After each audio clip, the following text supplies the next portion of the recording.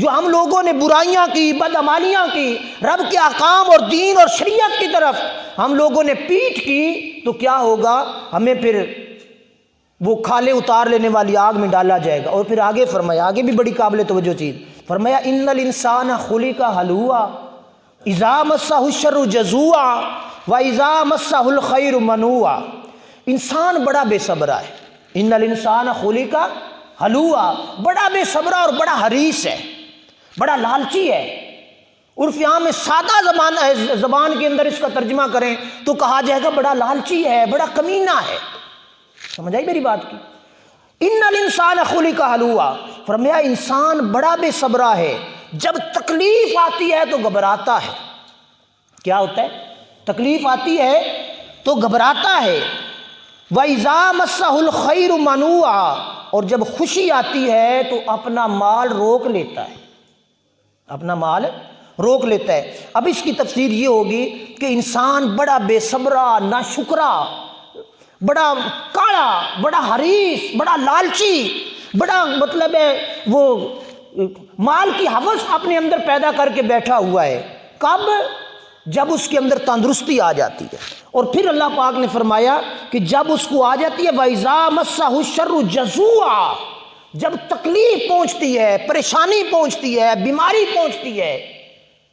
ہم میں سے کوئی بندہ کسی کے گھر بیماری آ جائے، کسی کا کاروبار نہ چل رہا ہو، تو پھر مولوی دی گل بڑی سوادی لگتی ہے، مولوی سویرے آ کے صدقہ دیو جا کے، لگتی ہے نا، اچھی لگتی ہے۔ پھر کہتے ہیں بھئی چلو کوئی اوکھ سو کر کے نا، کوئی پھد پھود کے کوئی صدقے دا اسباب کریے، اللہ مت معافی چاہ دے وے۔ تو جدوں بیماری چلی جائے، تندرستی واپس آ جائے، وہ حالات خراب تھے بہتر ہو جائے، رزق کی فراوانی ہو جائے، اس وقت پھر ہماری حال کیا ہوتا ہے؟ پھر مولویاں دیا گلاں نے سارا صدقہ ہی دے چڑیے۔ یہ چیزیں ہیں نا ہمارے اندر۔ تو یہ چیز میں نہیں کہہ رہا، رب کہہ رہا ہے وَإِذَا مَسَّهُ الشَّرُّ جَزُوعًا، جب اس کے پاس پریشانی آتی ہے، تکلیف آتی ہے، تو پھر اس کے اندر گھبراتا ہے، پھر چاہتا ہے کہ میں ایک لمحے سے پہلے تندرست ہو جاؤں، پھر چاہتا ہے کہ ایک لمحے سے پہلے مجھ پر رب کی رحمت ہو جائے۔ جب رب کی رحمت ہو جاتی ہے تو پھر رب کو بلا دیتا ہے، پھر مال اکٹھا کرنے میں لگ جاتا ہے، پھر اس کو جمع کر کے رکھتا ہے، پھر اپنا مال روک لیتا ہے۔ روک کس لیے لیتا ہے؟ صدقہ، زکوٰۃ اور خیرات سے اپنے مال کو روک لیتا ہے۔ پریشانی میں تو صدقہ دے لیتا ہے، تکلیف میں تو صدقہ دیتا ہے، لیکن تندرستی میں صدقہ نہیں دیتا۔ تو حضور علیہ الصلوٰۃ والسلام نے ارشاد فرمایا صدقہ دیا کرو، صدقہ آنے والی بلاؤں سے نجات کا ذریعہ ہوتا ہے، آنے والی پریشانیوں سے نجات کا ذریعہ اور واسطہ ہوتا ہے۔ پر ہم لوگ اس صورت میں صدقہ نہیں کرتے۔ تو صدقہ ایک بڑا عظیم عمل ہے، ہم لوگوں کو ہر لحظہ ہر لمحہ صدقہ، زکوٰۃ اور خیرات کرتے رہنا چاہیے۔ کیوں؟ جب صدقہ کریں گے تو اللہ تبارک و تعالی ہم سے راضی ہو جائے گا۔ اور پھر آگے اللہ تبارک و تعالی نے آخری بات میں کر کے گفتگو ختم کر رہا ہوں، اللہ تبارک و تعالی نے فرمایا اب یہ ان لوگوں کو نہیں عذاب ہوگا، یہ تو تھی عذاب کی بات، جن کو عذاب نہیں ہوگا، جو بے صبرا نہیں ہوگا، جو کاڑا نہیں ہوگا، جو لالچی نہیں ہوگا، اس کا ذکر اللہ پاک نے فرمایا الا المصلین الذین هم علی صلاتهم دائمون، مگر وہ نمازی۔ کون؟ اب یہ نہیں، وہ کسی دولت مند کی بات نہیں کی رب تبارک و تعالیٰ نے، کسی کاروبار کی بات نہیں کی رب تبارک و تعالیٰ نے، کسی چودھری کی بات نہیں کی رب تبارک و تعالیٰ نے، کسی حاجی کی، کسی اور بڑے عہدے پر فیض انسان کی بات نہیں کی، وہ عام انسان جو ہر کسی کے مقدر میں ہے وہ چیز۔ فرمایا الا المصلین الذین، وہ نمازی جس نے اپنی نماز پر ہمیشگی اختیار کی۔ اب یہ چیز بھی بڑی قابل توجہ ہے، ہمیشگی اختیار کی۔ ہم لوگ نماز تو بعض اوقات پڑھ لیتے ہیں، لیکن ہمیشگی نہیں ہوتی۔ ہمیشگی کا مطلب یہ ہوتا ہے کہ ہر لمحہ نماز پڑھنا، جب بھی وقت آ جائے، کاروبار میں ہو، تجارت میں ہو، مسافر میں ہو، دنیا کے کسی مقام پر کسی حال میں بھی ہو، تو وہ کیا کرے؟ نماز کی پاسداری کرے۔ اور نماز کی پاسداری کرنے والے کو اللہ پاک نے فرمایا کہ وہ پھر بے صبرا نہیں ہوگا۔ اور اس کی پھر علامتیں آگے عرفاء نے بیان فرمائی، اختصار کے ساتھ میں عرض کر کے فرمایا کہ سب سے پہلی جو علامت ہوگی، اب کسی نہ کہا نا میں کسی نہ کہا تو بڑا بے صبر ہے، تو گل پہ جانا ہے مولوی تو ساڈے نالوں بڑا بے صبر ہے، تو اللہ پاک نے فرمایا کسی سے پوچھنے کی ضرورت نہیں ہے، جو بے صبری ہیں، جو بے دین ہیں، جو عذاب کے مستحق ہیں، ان کی علامتیں رب نے بیان کر دی، اور جو جنت کے وارث ہے، جنت کے مستحق ہیں، جنت جن کا مقدر ہے، جن پہ رب راضی ہوگا، ان کی علامتیں بھی رب نے بیان فرما دی۔ سب سے پہلی چیز فرمایا کہ نماز کی پابندی کرتا ہے، جو بے صبرا نہیں ہے، جو رب جس پر راضی ہے، سب سے پہلی چیز نماز کی پابندی کرتا ہے، اور دوسری چیز اپنے مال سے صدقات ادا کرتا ہے۔ سب سے پہلے واجب اور فرض صدقہ ادا کرتا ہے، پھر باقی معمولات کے اندر بھی صدقہ خیرات اپنے مال جداد سے کرتا رہتا ہے۔ انصاف کے دن یعنی قیامت کے دن کی تصدیق کرنے والا ہے۔ یوم آخرت کو ہم لوگ مسلمان ہیں، ہمارا یہ شیوہ ہے، ہم لوگ مسلمان ہوتے ہی تب ہیں جب یوم آخرت کو مان لیتے ہیں اور اللہ کے عذاب سے ڈرتا ہے اور اپنی شرمگاہوں کی حفاظت کرتا ہے۔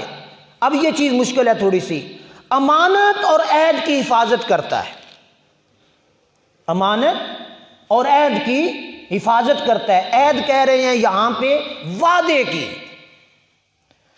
کی پاسداری کرتا ہے، وعدے کی خلاف ورزی نہیں کرتا۔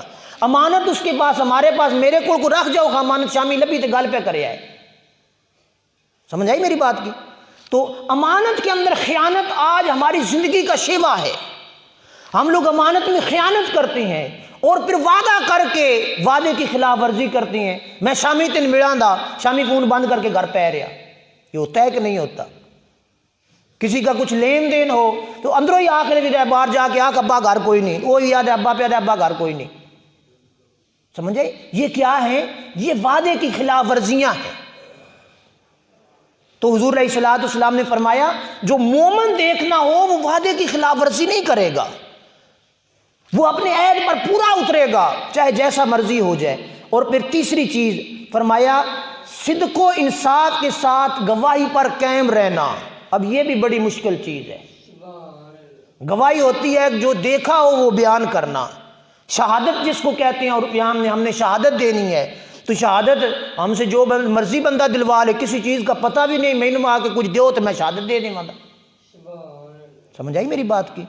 تو مومن کی علامتیں جب حضور علیہ السلام نے بیان فرمائی تو فرمایا کہ ان میں ایک خوبی یہ ہوتی ہے کہ صدق و انصاف کے ساتھ گواہی پر قائم رہنا، یعنی اس گواہی پر کسی کے ڈر میں، کسی کے لالچ میں، کسی کی ہوس میں آ کر سچ کو نہ چھپانا۔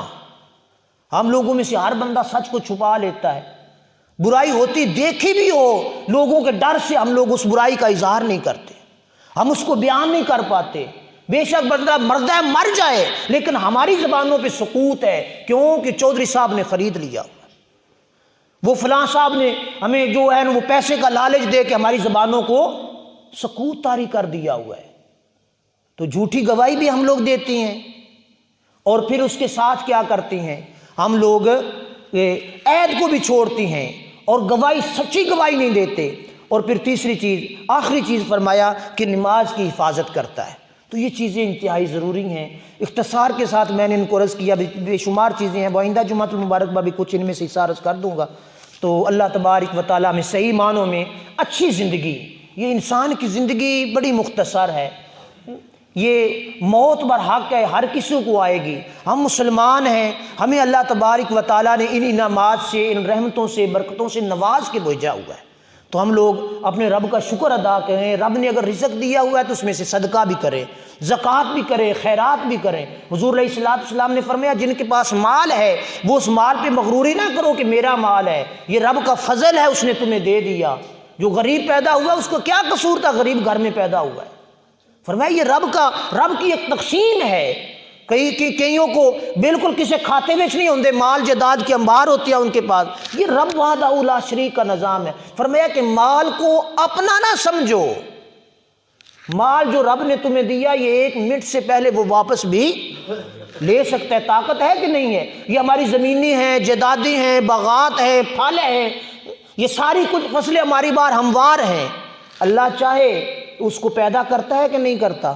اللہ پیدا کرتا ہے۔ اگر اللہ چاہے کہ میں نے پیدا نہیں کرنا وہ کرے گا، اگر چاہے پکی ہوئی فصل کو برباد کر دے، 1 سیکنڈ سے پہلے کر سکتا ہے کہ نہیں کرتا؟ تو یہ اللہ کی دی ہوئی ہے، اللہ کی عطا ہے۔ اللہ کی عطا میں حضور نے فرمایا کہ اللہ کا دیا ہوا رزق ہے، وہ تمہارا نہیں ہے، اس میں سے غریب، یتیم، مسکین کا حصہ ہے، وہ صدقہ ہوگا، اس سے تمہارا رزق پاک بھی ہوگا، تمہارے رزق میں برکتیں بھی آئیں گی۔ اللہ پاک ہمیں عمل کی توفیق عطا فرمائے۔